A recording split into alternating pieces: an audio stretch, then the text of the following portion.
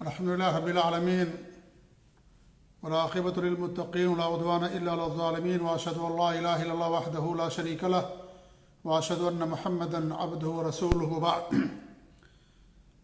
صفات الفرقة الناجية من النار وصول ایمان کی شرح اللہ کے فضل و کرم سے ہر سنیچر یعنی ہر ہفتے کو آپ کے سامنے کی جاتی ہے۔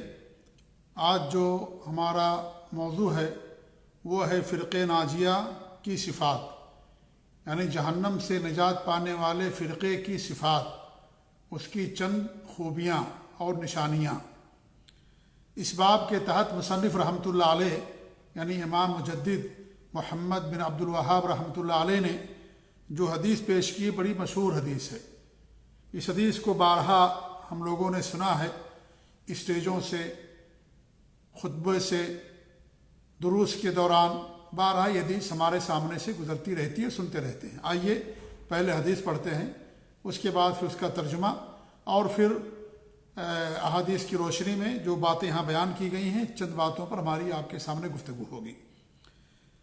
وعنہ ایضا قال قال رسول اللہ صلی اللہ علیہ وسلم لَيَأْتِيَنَّ عَلَى أُمَّتِي كَمَا أَتَى عَلَى بَنِي إِسْرَائِيلَ حَذْوَ النَّعْلِ بِالنَّعْلِ حَتَّى إِنْ كَانَ فِيهِمْ مَنْ أَتَى أُمَّهُ عَلَانِيَةً لَكَانَ فِي أُمَّتِي مَنْ يَصْنَعُ ذَلِكَ وَإِنَّ بَنِي إِسْرَائِيلَ افترقت على 72 ملة وستفترق أمتي على 73 ملة كلهم في النار إلا ملة واحدة قالوا من هي يا رسول الله قال ما أنا عليه وأصحابي رواه الترمذي وحسنه وصححه الإمام الباني وغيره من الأئمة۔ مصنف فرماتے ہیں وعنہ ایضا، اور ان سے یہ بھی حدیث مروی ہے، کن سے؟ عبداللہ بن عمر بن عاص رضی اللہ تعالیٰ عنہ سے، کیونکہ ان کا تذکرہ اس سے پہلے ہوا۔ اس سے پہلے کی حدیث کے راوی کون تھے؟ عبداللہ بن عمر بن عاص رضی اللہ تعالیٰ عنہ تھے، تو انہی سے یہ بھی روایت ہے۔ وہ کہتے ہیں کہ اللہ کے رسول نے فرمایا کہ میری امت پر ایک ایسا دور آئے گا جو بنو اسرائیل پر آیا تھا، حذو النعل بالنعل، یعنی ہو بہو برابر سرابر، جیسے دو جوتے داہنا اور بایاں برابر ہوتے ہیں اسی طریقے سے، یعنی ہو بہو زمانہ جو بنو اسرائیل پر آیا ہے وہی وقت وہی دور ہماری امت کے اوپر بھی آئے گا۔ بعض روایتوں کے اندر القزہ بالقزہ کہا گیا ہے، جسے تیر اور کمان اسی طریقے سے برابر ہو بہو، یعنی آپ نے پیشین گوئی فرمائی ہے اور یہ چیز ہو کر کے رہے گی، امر کونی ہے۔ حتی ان کان فیہم من اتی امہ علانیہ، یہاں تک کہ اگر ان میں سے کوئی اپنی ماں کے پاس اعلانیہ طور پر آیا ہوگا، یعنی نعوذ باللہ اس نے اپنی ماں سے منہ کالا کیا ہوگا بھرے محفل میں اعلانیہ طور پر، لکان فی امتی من یصنع ذلک، تو ہماری امت میں بھی ایسے لوگ ہوں گے جو اس طرح کی حرکت کریں گے۔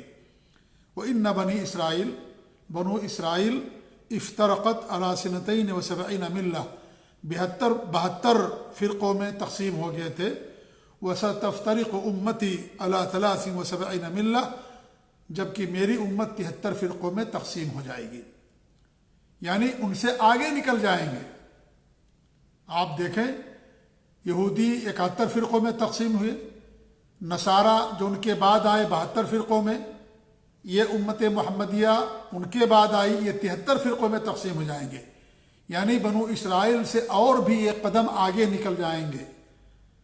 مطلب یہ ہوا کہ جتنی بھی گمراہیاں بدعقیدگیاں بنو اسرائیل کے اندر پائی گئیں، اس سے کہیں زیادہ بدعقیدگیاں امت محمدیہ کے اندر پائی جائیں گی، امت مسلمہ کے اندر پائی جائیں گی۔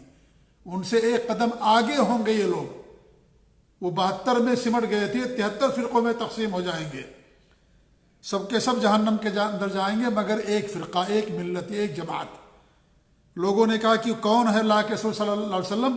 تو آپ نے فرمایا کہ جس پر میں ہوں اور میرے اصحاب، میرے صحابہ، جس پر میں ہوں اور میرے صحابہ ہیں، ان کے راستے پر جو ہوگا وہی فرقہ ناجیہ ہوگا، وہی جہنم سے نجات پانے والا ہوگا، جو میرے اور میرے صحابہ کے نقش قدم کو چھوڑ دے گا وہ جہنم کے اندر جا گرے گا۔ اب جہنم میں جو جائے گا ہو سکتا ہے وہ ہمیشہ ہمیشہ جہنم کے اندر رہے، نہ جہنم سے نکلے، جیسے جن کے ایمان کے اندر شرک ہوگا، کفر ہوگا، نفاق ہوگا، وہ ظاہر میں تو اپنے آپ کو مسلمان کہلاتے ہوں گے، لیکن ان کے عمل میں شرک ہوگا، ایمان میں کفر اور نفاق ہوگا، تو ایسے لوگ ہمیشہ ہمیشہ جہنم کے اندر رہیں گے۔ جیسے مان لیجئے جو غالی صوفیاء ہیں، یعنی جو اللہ تعالیٰ کے ساتھ شرک کرنے والے لوگ ہیں، یا اس طریقے سے جو غالی رافضہ جو صحابہ کے دشمن، قرآن کے دشمن، نبی کے دشمن، امہات المومنین کے دشمن، قرآن میں تحریف کے قائل، اور جو شرک اور کفر کو، قبر پرستی اور مزار پرستی کو دنیا کے اندر عام کرنے والے سب سے زیادہ جھوٹی قوم اور اللہ تعالیٰ کے ساتھ شرک کرنے والی قوم، یہ جو غالی قسم کے ان کے اندر ہیں بطور خاص، جو اس طرح کا عقیدہ رکھنے والے ہوں گے، ظاہر بات ہے وہ لوگ جہنم سے نہیں نکلیں گے۔ ایسے آپ دیکھیں جہمیہ، جنہوں نے اللہ کے نام کا، صفات کا، تمام چیزوں کا انکار کر دیا، حدیثوں کا انکار کیا، اور اللہ کے کلام کا انکار کر دیا، اللہ کے دیدار کا انکار کر دیا، اور اس طریقے سے یعنی قرآن مخلوق ہے یہاں تک ان کا عقیدہ ہوا، قرآن کو مخلوق کہا، اللہ تعالیٰ کا کلام نہیں مانا، جن کے کفر پر علماء کا اتفاق ہے سمجھ لیجئے، جنہوں نے کہا کہ قرآن مخلوق ہے۔ تو اس طرح کے عقیدے رکھنے والے لوگ ہمیشہ میں جہنم کے اندر رہیں گے۔ لیکن ایسے بھی اس کے اندر ہوں گے جو جہنم کے اندر جائیں گے لیکن اپنے ایمان کی بنا پر جہنم سے نکالے بھی جائیں گے، ایسا بھی ہو سکتا ہے۔ تو بہرحال یہ بڑی اہم حدیث ہے۔ اس حدیث کے اندر ہمارے نبی صلی اللہ علیہ وسلم نے کچھ پیشین گوئیاں فرمائی ہیں، اسی لیے علماء نے فرمایا ہے کہ یہ حدیث آپ کی نبوت کی علامتوں میں سے ایک علامت ہے۔ آپ نے جو فرمایا اللہ رب العالمین کے وحی کے ذریعے سے وہ چیز ہو کر کے رہی، یعنی امت 73 فرقوں میں تقسیم ہو گئی، کئی فرقوں میں امت تقسیم ہو گئی، اور اس طریقے سے جو آپ نے فرمایا وہ چیز امت کے ساتھ ہو کر کے رہی۔ آپ نے کیا فرمایا کہ ہماری امت پر ایک ایسا دور آئے گا جو بنو اسرائیل پر آیا۔ مطلب یہ ہوا کہ بنو اسرائیل کے اندر جو بھی بدعقیدگیاں آئیں، جو بھی کفر اور برے عقیدے آئے، وہ تمام کی تمام چیزیں ہماری امت کے اندر بھی آ جائیں گی۔ اس حدیث سے یہ بات واضح طور پر معلوم ہوتی ہے کہ مسلمانوں کے اندر شرک ہوگا، جو امت محمدیہ کے اندر ہوں گے، ہمارے نبی کی امت میں ہوں گے، ان کے اندر باقاعدہ شرک بھی ہوگا، کیونکہ بنو اسرائیل کے اندر شرک پیدا ہوا، تو جب برابر تمام چیزیں جو ان کے اندر تھیں وہ ان کے یہاں بھی آ جائیں گی، ان کی تقلید کریں گے، ان کی مشابہت اختیار کریں گے، ان کے عقیدے کو بھی، ان کے طور طریقے کو، تمام چیزوں کو اپنائیں گے، تو ظاہر بات ہے ان کے یہاں شرک بھی تھا، تو اس امت کے اندر بھی شرک پیدا ہوگا۔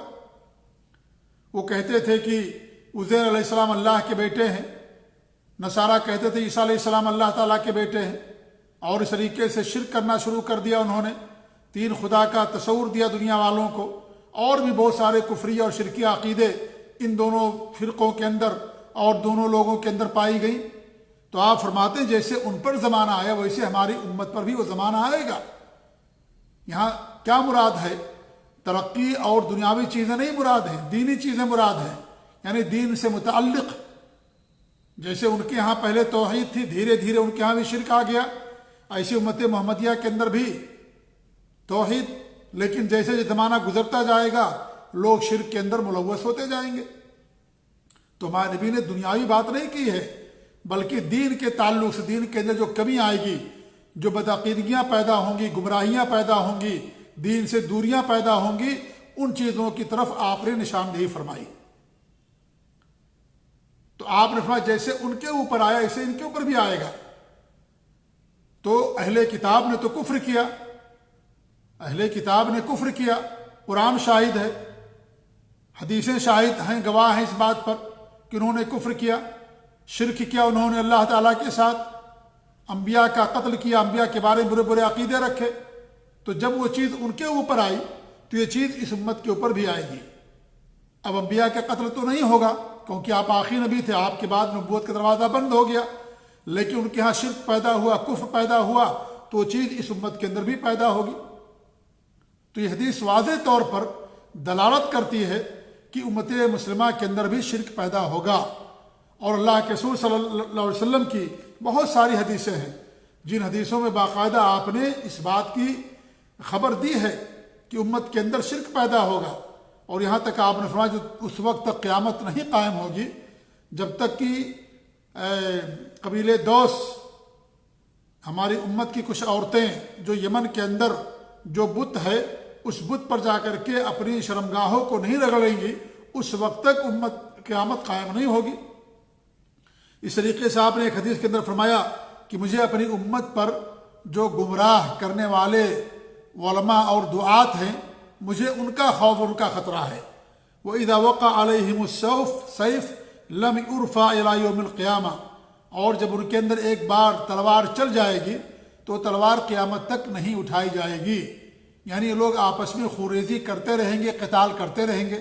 اور آپ دیکھیے آج وہ چیز موجود ہے، مسلمان ایک دوسرے مسلمان کو قتل کرتا ہے، آپس میں جنگ، آپس میں خوریزی، یہ تمام چیزیں برابر چل رہی ہیں۔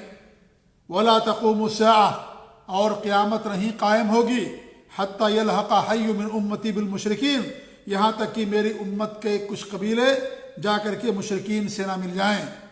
مشرکین سے ملنے کا مطلب یہ ہے کہ ان کے عقیدے کو اپنا لیں گے، اللہ تعالیٰ کے ساتھ شرک کرنا شروع کر دیں گے، کفر کریں گے، تب جا کر کے قیامت قائم ہوگی، اور جن پر قیامت قائم ہوگی وہ سب سے زیادہ برے لوگ ہوں گے۔ پھر ہمارے فرمایا کہ وَحَتَّى تَعْبُدَ فِيَامٌ مِّنْ أُمَّتِ الْأَوْثَانِ، اس وقت تک قیامت نہیں قائم ہوگی جب تک کہ میری امت کے کچھ جماعتیں، کچھ لوگ بت پرستی کرنا شروع نہیں کر دیں گے، یعنی اللہ کو چھوڑ کر کے دوسروں کی عبادت کرنا نہیں شروع کر دیں گے، شرک کرنا نہیں شروع کر دیں گے، اس وقت تک قیامت قائم نہیں ہوگی۔ کتنی صاف آپ کی پیشین گوئی ہے، کتنا صاف آپ کا فرمان ہے کہ امت جیسے سابقہ امتیں گمراہ ہو گئی، توحید آنے کے بعد شرک کے راستے کو انہوں نے اپنا لیا، جیسے جیسے نبیوں سے زمانہ دور ہوتا گیا وہی چیز اس امت کے ساتھ بھی ہوگی۔ ان کے ہاں بھی شرک آ جائے گا، ان کے ہاں بھی کفر اور نفاق آ جائے گا، قبر پرستی آ جائے گی، اللہ کو چھوڑ کر کے دوسروں کی عبادت کرنا شروع کر دیں گے۔ یہ ہمارے نبی کی پیشین گوئی ہے، اور یہ کائناتی امر ہے جو ہو کر کے رہے گا، بلکہ اس وقت موجود ہے، سالہ سال سے، صدیوں سے یہ چیز موجود ہے۔ سمجھ لیجئے کہ کس طریقے سے اللہ تعالیٰ کے ساتھ شرک ہوتا ہے، کتنے برے برے عقیدے لوگوں کے ساتھ ہیں، بلکہ اہل کتاب سے زیادہ برے عقیدے، مشرکین مکہ سے زیادہ برے عقیدے آج کے نام نہاد مسلمانوں کے پاس پائے جاتے ہیں۔ جو اہل کتاب تھے انہوں نے عزیر اور عیسیٰ علیہ السلام کو اللہ کا بیٹا نعوذ باللہ قرار دیا، انہوں نے اللہ قرار نہیں دیا، کیونکہ باپ اللہ کو قرار دیا شرک ہے، یہ کفر ہے، لیکن پھر بھی دونوں کو باپ سے نیچے رکھا اور اللہ کے درجے کو اوپر رکھا، کیونکہ باپ کا درجہ بیٹے سے اونچا ہوتا ہے۔ لیکن امت مسلمہ کے اندر ایسے لوگ پیدا ہوئے جنہوں نے اللہ کے رسول ہی کو رب بنا دیا، یہود و نصارہ سے بھی آگے چلے گئے، جیسا کہ ہمارے نبی نے فرمایا کہ ہماری امت 73 فرقوں میں تقسیم ہو جائے گی، ان سے بھی آگے نکل گئے یہ لوگ۔ وہی جو مستوی عرش تھا خدا ہو کر اتر پڑا ہے مدینے میں مصطفیٰ بن کر، نعوذ باللہ، اس طرح کی بدعقیدگی۔ احد اور احمد میں صرف میم کا فرق ہے، بس کوئی فرق نہیں، احد یعنی اللہ میں اور احمد نبی اکرم صلی اللہ علیہ وسلم کے اندر کوئی فرق نہیں ہے۔ اور اللہ کے رسول کیا، بلکہ جو بھی ان کے پیر ہیں، فقیر ہیں، مرشد ہیں، جن کو وہ ولی مانتے ہیں، ان تمام لوگوں کے ساتھ وہی عقیدہ رکھتے ہیں جو اللہ تعالیٰ کے ساتھ، بلکہ اللہ تعالیٰ سے بھی زیادہ انہیں بڑا سمجھتے ہیں۔ اللہ تعالیٰ بغیر واسطے کے نہیں سن سکتا، لیکن یہ لوگ بغیر واسطے کے سن لیتے ہیں، سب کی بگڑیاں بناتے ہیں، سب کو جنت کے اندر لے جائیں گے، سب کی ضرورتیں پوری کرتے ہیں، سب کی باتوں کو سنتے ہیں، دنیا میں جو کچھ ہوتا ہے تمام چیزوں کا علم رکھتے ہیں، کان ما یکون کا علم ہے ان کے پاس، اور اس طرح کے نہ جانے کتنے کتنے برے عقیدے آج لوگ اولیاء اور اس طریقے سے پیر اور فقیروں کے ساتھ رکھتے ہیں۔ تو یہود و نصارہ سے بھی آگے نکل گئے یہ لوگ، وہ صرف 72 فرقے سے 73 میں پہنچ گئے، اور اس طریقے سے عقیدے کے اندر بھی ان سے زیادہ ان کے ہاں برائی آ گئی۔ مکہ کے مشرکین سے بھی برا عقیدہ ہو گیا۔ مکہ کے مشرکین اللہ کے علاوہ کسی کو اولاد دینے والا نہیں مانتے تھے، اللہ کو رب مانتے تھے، دنیا کا نظام چلانے والا، ہواؤں کو چلانے والا، موت و زندگی کا مالک اللہ تعالیٰ کو مانتے تھے، اور جب پریشانیاں ہوتی تھیں تو صرف اللہ تعالیٰ کو پکارتے تھے۔ آج کا مسلمان کیا کرتا ہے؟ نام نہاد پریشانی آتی ہے تو قبروں پر جاتا ہے، عبد القادر جیلانی کو پکارتا ہے، بدوی کو پکارتا ہے، دسوقی کو پکارتا ہے، کوئی کسی اور کو پکارتا ہے، کوئی جو ہے لاہوری کو پکارتا ہے تو کوئی کسی اور کو پکارتا ہے۔ یہ تو مکہ کے مشرکین بھی ایسا نہیں کرتے تھے، پریشانیوں میں سب کو چھوڑ کر کے صرف اللہ کو پکارتے تھے۔ اللہ رب العالمین قرآن کے اندر یہ باتیں بیان کی ہیں بہت ساری آیتوں کے اندر۔ اللہ کے علاوہ کسی کو اولاد دینے والا وہ نہیں مانتے تھے، لیکن آج اولاد دینے والا بھی مانتے ہیں کہ فلاں قبر پر جانے سے لڑکا ملتا ہے، فلاں پیر صاحب لڑکی دیتے ہیں، فلاں صاحب روزی دیتے ہیں، فلاں صاحب تندرستی دیتے ہیں، فلاں صاحب یہ کرتے ہیں، نعوذ باللہ۔ اس طریقے سے ساری چیزوں کو تقسیم کر کے رکھ دیا ہے، تو ان کو بھی پیچھے چھوڑ دیا گیا۔ تو ہمارے نبی نے فرمایا کہ ایسا آئے گا کہ جیسے بنو اسرائیل پر دور آیا، حتیٰ کہ اگر کوئی ماں کے پاس گیا ہوگا ان میں سے تمہاری امت کے اندر بھی جائیں گے، یعنی تمام چیزیں کریں گے۔ آپ نے گویا کہ ہمیں منع فرمایا ان کی تقلید کرنے سے، ان کی مشابہت اختیار کرنے سے، کیونکہ ان کی تقلید کرنا یہ کیا ہے؟ اگر انسان ان کے ایمان اور عقیدے کو، تمام چیزوں کو اپنا لیتا تو اللہ تعالیٰ کے ساتھ یہ شرک ہے، یہ شرک ہے۔ من تشبہ بقوم فہو منہم، جو کسی قوم کی مشابہت اختیار کرتا ہے اس کا شمار اسی میں سے ہوتا ہے۔ الحمدللہ دین اسلام کی ایک الگ پہچان ہے، یہ توحید والا دین ہے، سنت والا دین ہے، یہ اختلاف سے منع کرتا ہے، اعتصام اور دین کو مضبوطی سے تھامنے کا حکم دیتا ہے، اختلاف سے منع کرتا ہے، الحمدللہ۔ اور اس کی ایک الگ شناخت اور پہچان ہے، ہم کسی دوسروں کی تہذیب و ثقافت کے، یہ دوسروں کے ایمان اور عقیدے اور ان کی عبادات اور معاملات کے ہم محتاج نہیں ہیں، الحمدللہ۔ یہ دین اسلام اللہ رب العالمین کا ہے، اسلام سربلند ہے اور سربلند رہے گا، لہذا یہ کسی دوسرے دین کا یا کسی دوسری ملت کا محتاج نہیں ہے۔ دین کی ایک الگ شناخت ہے، اس پر عمل کرنے والوں کی ایک شناخت ہے، اور وہ الگ شناخت ان کی توحید ہے، مضبوطی کے ساتھ دین پر قائم رہنا، اختلافات سے دوری اختیار کرنا، اور جو دین اللہ رب العالمین نے اپنے نبی کو دیا اس دین پر قائم رہنا، یہ اس امت کی یہ پہچان ہی ہے۔ لہذا ہمارے نبی نے فرمایا کہ یہ امت بھی اسی طریقے سے تقسیم ہو جائے گی جیسے پہلے کے لوگ تقسیم ہو گئے تھے۔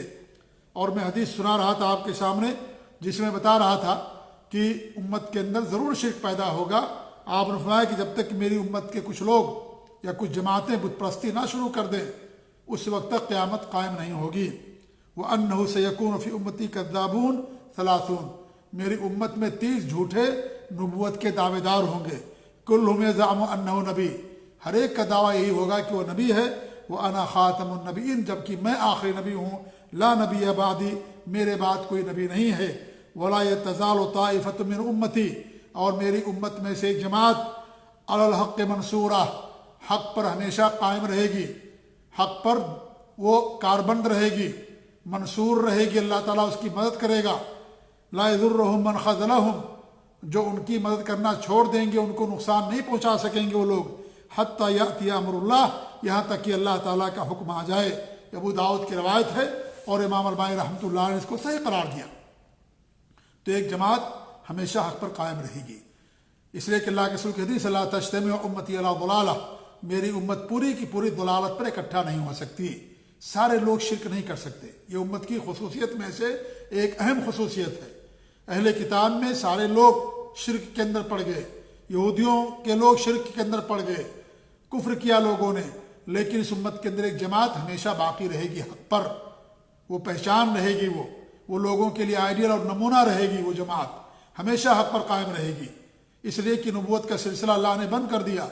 لوگ ان کے ذریعے سے ہدایت قبول کریں گے، لوگوں کے لیے ہدایت کا ذریعہ بنیں گے، توحید اور سنت کی طرف لوگوں کو بلائیں گے، لوگوں کو شرک اور کفر نفاق سے، برے اعمال سے، بری چیزوں سے لوگوں کو بچائیں گے اور لوگوں کو ڈرائیں گے، کتاب و سنت پر عمل کرنے کی دعوت دیں گے لوگوں کو، اور یہ وہی کردار ادا کریں گے جو پہلے زمانوں میں انبیاء کرام کیا کرتے تھے، جن کے حواری ہوتے تھے، جو کیا کرتے تو وہی کردار یہ جماعت ادا کرے گی، اور یہ قیامت تک یہ جماعت باقی رہے گی، قیامت تک باقی رہے گی۔ اللہ رب العالمین نے پوری امت کو گمراہی میں جانے سے روک دیا ہے۔ پوری امت گمراہی پر اکٹھا نہیں ہو سکتی۔ اگر سب گمراہی پر ہو جائیں گے تو حق ختم ہو جائے گا۔ حق کہاں باقی رہے گا؟ جب نبوت کا سلسلہ بند ہو گیا تو اللہ رب العالمین کا فضل و کرم اور یہ حکمت کہ ایک جماعت ایسی ہمیشہ قائم رہے گی۔ اللہ کے رسول کے زمانے سے وہ جماعت چلی آ رہی ہے، وہ صحابہ کی جماعت ہے، وہی فرقہ ناجیہ ہے، وہی طائف منصورہ۔ اللہ کے رسول نے فرمایا کہ الحق منصورہ، اسے ان کو طائف منصورہ بھی کہا جاتا ہے، انہیں فرقہ ناجیہ کہا جاتا ہے کیونکہ جہنم سے نجات پانے والا فرقہ ہوگا۔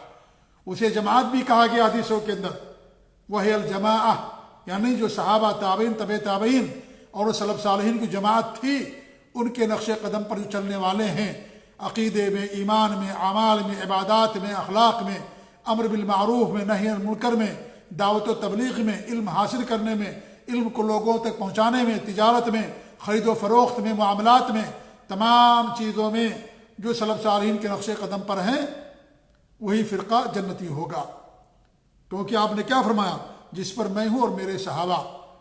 آپ نے صرف نہیں فرمایا جس پر میں ہوں، یہ بھی ضروری ہے کہ آپ جس پر چلے اور صحابہ کرام جس پر چلے اس پر چلنا ضروری ہے۔ اسی لیے کتاب و سنت کو انسان اپنے فہم کے مطابق نہیں سمجھے گا، صحابہ کے فہم کے مطابق سمجھے گا، سلف صالحین کے فہم کے مطابق سمجھے گا۔ اس لیے آپ نے نہیں فرمایا جس پر میں ہوں بس نہیں، بلکہ جس پر میں ہوں اور میرے صحابہ ہیں۔ صحابہ نے جس طریقے سے عمل کیا اور صحابہ نے جس طریقے سے قرآن و سنت کو سمجھا، اسی طریقے سے ہمیں قرآن و سنت کو سمجھنا، اسی طریقے سے ہمیں عمل کرنا۔ اس لیے صحابہ سلف صالحین کی قید بہت ضروری ہے اور یہی پہچان ہے، کیونکہ ہر جماعت کہتی ہے کتاب و سنت، قرآن و حدیث۔ کوئی ایسی مسلمان کی جماعت نہیں جو کہتی ہو ہم قرآن و حدیث کو نہیں مانتے۔ لیکن فرق کہاں سے ہوتا ہے؟ یہاں سے آ کر کے فرق ہو جاتا ہے۔ آپ نے فرمایا جس پر میں ہوں اور میرے صحابہ، لہذا صحابہ کا عمل معتبر ہے، صحابہ حجت ہیں، صحابہ کا فہم معتبر ہے، ان کا فہم اور سمجھ معتبر ہے، اور اسی کے مطابق قرآن و سنت کو سمجھا جائے گا۔ اسی لیے ہمارے نبی نے فرمایا جس پر میں ہوں اور میرے صحابہ ہیں۔ اور اللہ رب العالمین نے قرآن کریم کی طرف فرمایا وَاتَّبِعْ سَبِيلَ مَنْ أَنَابَ إِلَيَّ، جنہوں نے میرے طرف انابت کی رجوع کیا، میری طرف لوٹے، ان کے راستے کو اپنائیے، ان کے راستے کی اتباع اور پیروی کیجیے۔ اللہ کی طرف لوٹنے والوں میں سب سے پہلے صحابہ کرام تھے، تابعین تھے، تبع تابعین تھے، اور اس طریقے سے 3 صدیوں کے لوگ، سب سے بہتر زمانہ جس کے بارے ہمارے بھی فرمایا خیر الناس قرنی ثم الذین یلونہم ثم الذین یلونہم، صحیح بخاری مسلم کی روایت، سب سے بہتر زمانہ میرا ہے، پھر اس کے بعد کا زمانہ، پھر اس کے بعد کا زمانہ۔ 3 صدیوں کی آپ نے تعریف فرمائی اور ان کی بہتری کو بیان فرمایا کہ 3 صدیوں کے لوگ سب سے بہتر لوگ ہیں۔ ابھی 3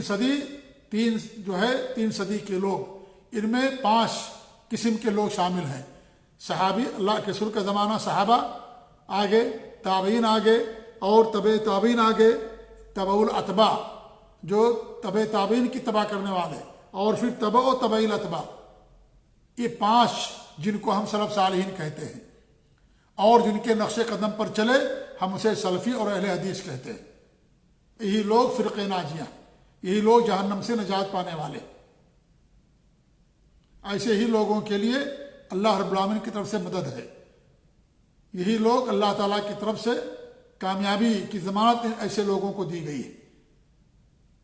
تو صرف قرآن و حدیث کافی نہیں ہے، قرآن و حدیث کو سلف صالحین کے فہم کے مطابق سمجھنا، تب جا کر کے انسان کو اسے ہدایت ملے گی۔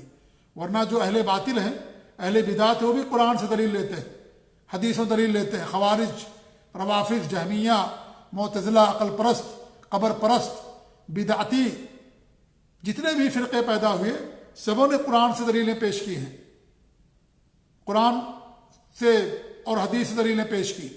تو اس کا مطلب یہ کیا ہوا؟ اس کا مطلب یہ ہوا کہ قرآن و حدیث کو سلف صالحین کے فہم کے مطابق سمجھنا ہے، جیسے انہوں نے سمجھا، نہ کہ جیسے بعد کے لوگوں نے سمجھا، اہل بدعت نے، اہل خرافات نے اور اس طرح کے لوگوں نے۔ تو وہ اصحابی کہہ کر کے آپ نے یہ واضح کر دیا ہے کہ صحابہ اور تابعین تبع تابعین جو بھی ان کے نقش قدم پر چلیں گے ان کی کیا ہے اتباع کرنا انسان کے لیے ضروری ہے، تبھی جا کر کے انسان کو کامیابی ملے گی اور تبھی جا کر کے انسان جو ہے صحیح راستے اور صحیح عقیدے پر ہوگا۔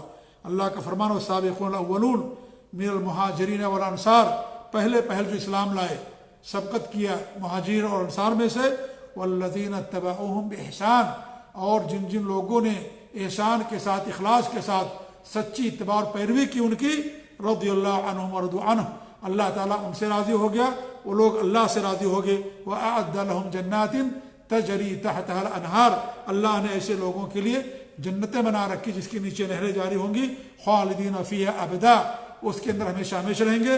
ذالک الفوز العظیم، اور یہ کیا ہے؟ یہ سب سے بڑی کامیابی ہے۔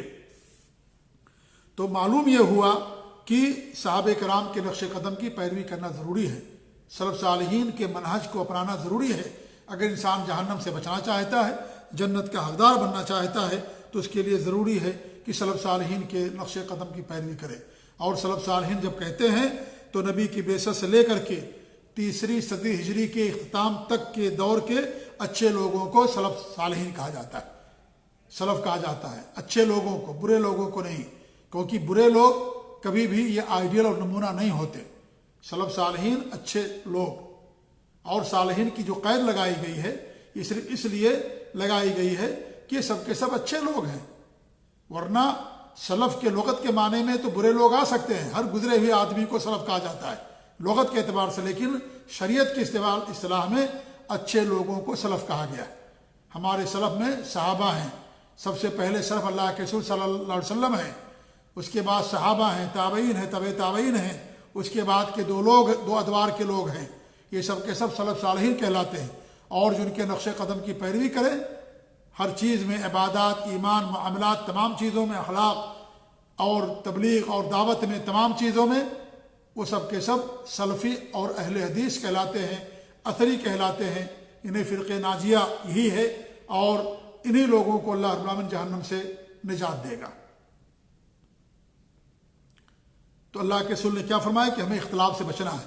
تو یہ خوبی یہ ہو گئی، یہ ایک صفت فرقہ ناجیہ کی، اختلاف نہیں کرتے۔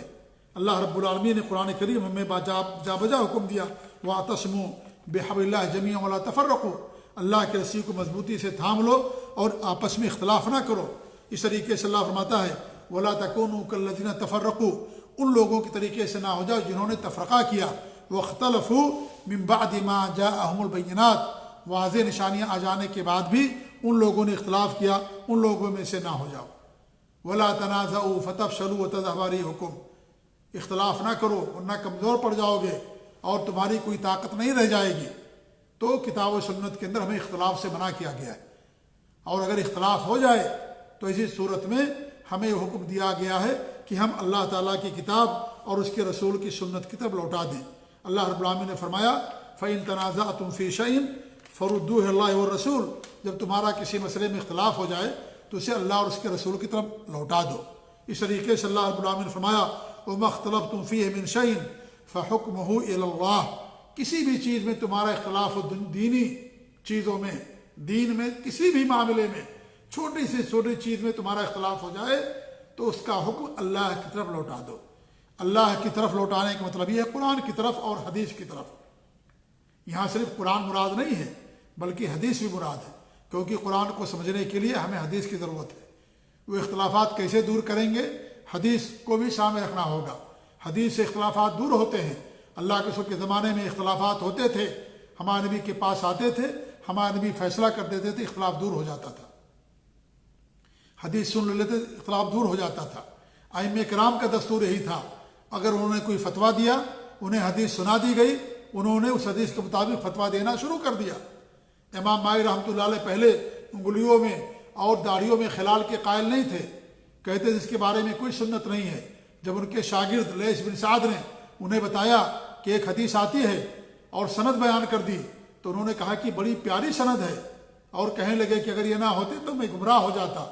تو اس طریقے سے حضرت امام مالک رحمۃ اللہ علیہ نے جو پہلے کہا کرتے تھے جب ان سے کوئی پوچھتا داڑھی میں خلال اور انگلیوں میں خلال وضو کے دوران، تو کہتے کہ اس کے بارے میں کوئی سنت نہیں مجھے معلوم ہے، کوئی حدیث نہیں آتی، لیکن جب یہ حدیث انہیں سنا دی گئی تو اسی کے مطابق فتویٰ دینے لگے۔